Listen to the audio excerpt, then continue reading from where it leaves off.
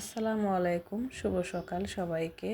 আমি চলে এসেছি কারণ বাজার পরিবার পরিকল্পনা অধিদপ্তরে পার্লার সেক্টর নিয়ে কিছু কথা বলবো আর নারীদেরকে নিয়ে। তো আমি এখানে আসার কারণ হলো আমরা ছোট্ট একটা মিটিং অ্যাটেন্ড করেছিলাম সবাই মিলে।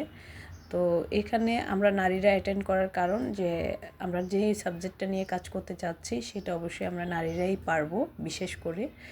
তো যখন পার্লার সেক্টরে বলেন বিভিন্ন বিউটি সেক্টরে আছে, সেলুনে, সব সেক্টরে আর কি সেক্টর একটা, বাট বিভিন্ন সাবজেক্ট নিয়ে কাজ করা হয়। তো আমরা নারীরা যখন নারীদের সাথে বেশি মিশি, তো এই জন্য এই কাজটা আমাদের বেশি করাটা উচিত মনে করি। তো সরকার থেকেও এটা মনে করেছে আমরা এটা পারবো।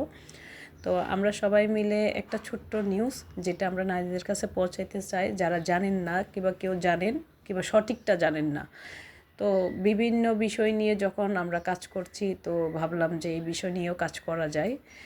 তো আপনারা অবশ্যই একটা জিনিস মাথায় রাখবেন, সব কিছু আসলে মানুষ এখন মেনে চলে না। অনেক কিছু নিয়ম কারণ আছে যেটা আমরা জানি কিন্তু মানি না, আবার সঠিকটাও আমরা জানতে পারি না। তো এই জন্য এখান থেকে একটা উদ্যোগ নেওয়া হচ্ছে। আশা করি ভবিষ্যতে এটা নিয়ে আমরা যারা নারীরা এখানে এসেছি তারা একটা ট্রেনিং নিব, তারপর এই বিষয় নিয়ে সঠিকভাবে অবশ্যই আপনাদেরকে পরামর্শ দিতে পারবো।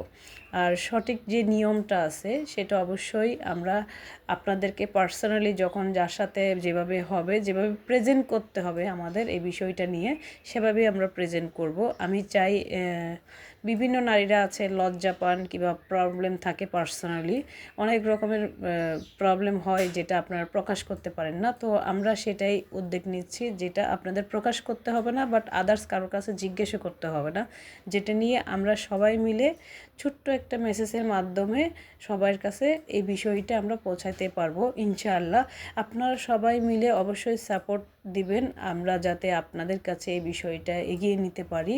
আশা করি সরকার থেকেও আমাদেরকে অনেক বড় একটা সুযোগ দেওয়া হচ্ছে, এই সুযোগটা যাতে আমরা সবাই মিলে কাজে লাগাইতে পারি।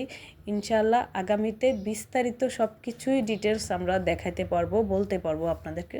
তো প্রকাশ্যে বলার জন্য একটু সময় লাগবে, যেটা আমরা বলতে চাচ্ছি, বাট এখানে ওপেনলি বলা